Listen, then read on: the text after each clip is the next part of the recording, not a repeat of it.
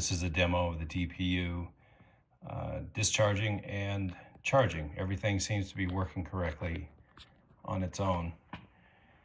Got power plugged in here, batteries on, AC turned on, battery app showing just fine.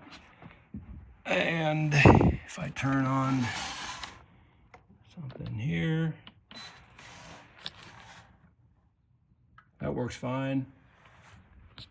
And then I've got the AC plug in the wall. Well, you can see the discharge here.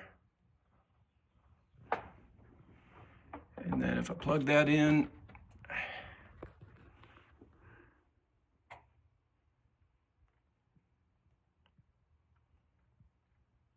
charging limit is set at 90%.